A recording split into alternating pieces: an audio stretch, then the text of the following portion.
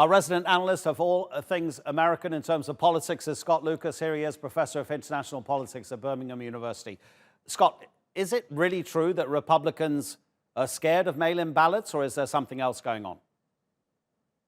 No, the fundamental, and your correspondent had it, is that this is an attempt by the Trump-Pence campaign to suppress the vote so that they may have a shot at winning on November the 3rd. Now, in the past, both Democrats and Republicans have carried out voter manipulation and voter suppression. But let me be very clear with the viewers.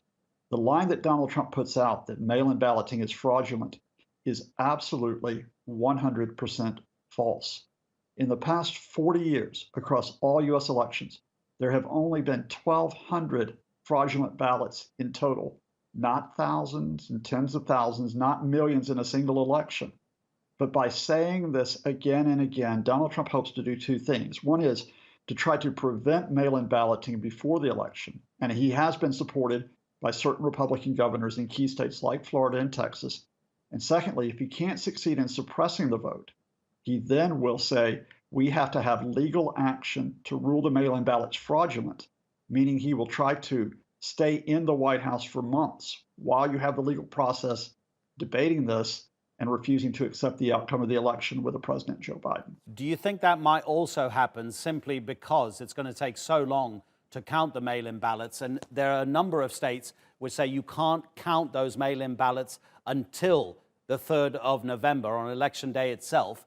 And because Democrats are more likely, apparently, to vote by mail, with Republicans apparently preferring to go and put their tick or whatever in the ballot box itself. So therefore, you could have a situation where, obviously, if Republicans are in the ballot booth and ticking, their vote will be counted more quickly than the mail-in ballots. So in the early results, it could be that there's a Republican surge and Trump can say, yeah, I'm winning. And if the mail-in ballots then counterbalance the ones that have been counted because people have been going to the booth, Trump can then say, oh, hold on, things are evening up. That must mean the election is being stolen.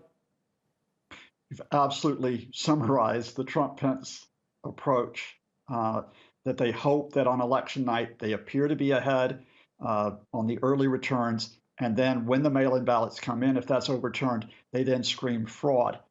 I think, let me emphasize to your viewers, it is not unusual. In fact, it's quite regular for states to say that mail-in ballots can be counted for up to a week after Election Day. Trump and Pence are trying to declare this is illegitimate. In other words, bottom line, unless Joe Biden and Kamala Harris win by a sizable majority in the Electoral College, let's say 400 out of the 538 electoral votes, the Trump-Pence hope is that they can overturn a narrow victory by Biden and Harris by saying, one, don't believe what you have, it's illegitimate, and two, counting on courts, including a Supreme Court where they're trying to rush through a nominee, Amy Coney Barrett, to back them up throughout November and then December. When do we get to the point, or has it already happened, that possibly there needs to be a class action by hundreds of thousands of people who aren't legally allowed to vote? And a good example comes from Florida. In 2018, voters in that swing state said, yes, we want to re-enfranchise almost 1.5 million people who previously haven't been able to vote.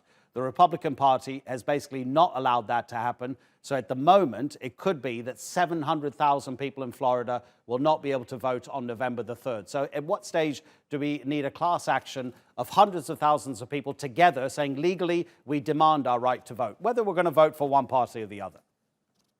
We're already in the middle of that. In 2018, it is quite likely that the Republicans won the governorship of Georgia because of voter suppression. And since then, that's been one of the cases against which Democrats and activist groups have been on guard. So we have two battles that are coming up even in these last weeks before the November the 3rd vote. On the one hand, trying to re-enfranchise voters or preventing them from being struck off the rolls, as we have seen in Florida. And then secondly, on the other hand, the Republican efforts to say that you cannot count mail-in ballots after Election Day. In Pennsylvania and in Michigan, two key swing states, the courts have blocked that Republican effort. So, in other words, we've got class action on the one side from those who might say, look, we want a fair election. That means Biden and Harris have a bigger chance of being recognized as victors. And on the other side, we'll see the Republicans press their own class action cases to try to say, no, We want to rule some people out and not allow their votes to be counted because that favors us. Scott, thank you so much indeed. Scott Lucas, Professor of International Politics at Birmingham University.